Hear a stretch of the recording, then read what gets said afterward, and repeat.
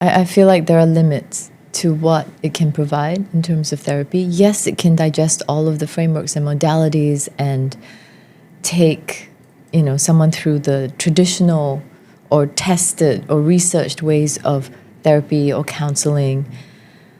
But there is a human element in any sort of coaching or therapy or whatever you want to call it, where there's a shared energy. And like with the people I coach, with the people I coach, even if we're not in person, when you drop into the other's field and you're in that shared field, you know where they're coming from, even if their words say something else. And you know how to guide them towards what they're seeking in terms of the next step or some kind of insight. You guide them, right? You're not giving them, you're not feeding them, but you're guiding them towards an insight in a way that makes sense to them in that moment. And that's a feeling that I don't know if you can get from just like going through the step 1, 2, 3, 4, 5. These are the questions. This is what usually happens. You're basing it on like a general population.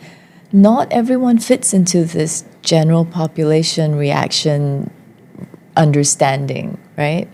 So there is a human element that is important in therapy. I totally agree with you. I think AI can do personalization, but it cannot do the experiential. Yes. Because I think the experiential is the thing that moves you. It can give you steps, but it cannot give you feeling in that sense. Mm-hmm. And experiential is the thing that you carry most through the rest of your life. Yeah. Like, for example, you fell down and there's pain. And you remember the pain. And then, of course, the trauma happens or something like that. Or not. Yeah. And you have a scar to show for it, for example, Yeah, in that sense. So the body has a memory of that pain. Yes. But similarly, the body has a memory of the healing as well. Yeah. And I think that's where people need to find ways to heal each other with that in mind.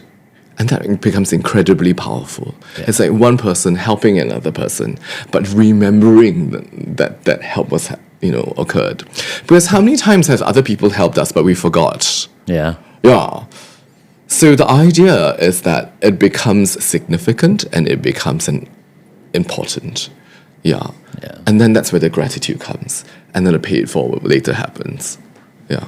Because you feel supported by the community, supported by the universe. Yeah. And also one thing that AI really cannot give us, to your point earlier, as an in-person, rather is in-person or even through on Zoom, because as human, that's where like we have the frequency and the vibration and the energetic that come with it, even with our voice, right? Just by speaking, there is also certain frequency and vibration that it created a space. And how we help each other sometimes, like you see that like sometimes when your friends is sad, it's not about like just chatting with them. You're just sitting next to them, right? Have a drink together in silence, and that person all of a sudden feels better, right? Why? It's because our energy is healing in a way, and when we hold space for the other person, and that is not something AI can do. Right, and I think that is very important of this like community that you're referring to, and why we need to bring people together, right? To actually, it's even more important now than ever. Yeah, the experience. Yeah.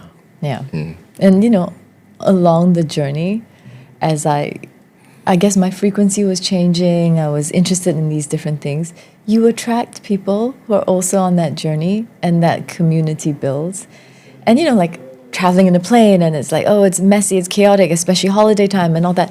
And it gets me frazzled. Noise really, is very triggering for me. If it's noisy, if it's chaotic, if there's too many people, if there's not enough space. And for me, it's just a matter of like coming here and Ryan gives me a hug and I'm like, oh,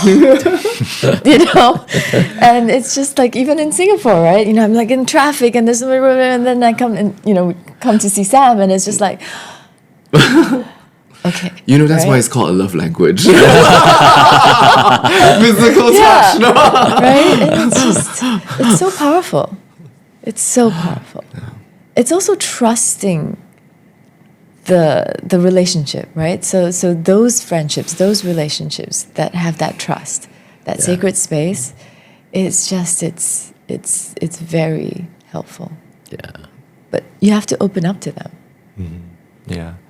I think it's again like finding the balance with opening up and also stillness, because recently I've been looking a lot into like figuring out like my own psyche and trying to learn more about my deep patterns. And what I've actually realized is in the beginning, it's like you try to look at so many different sources. Like I have like 5 different tabs open on my computer and I'm like swiping left and right and just trying to piece everything together because there's so many information out there.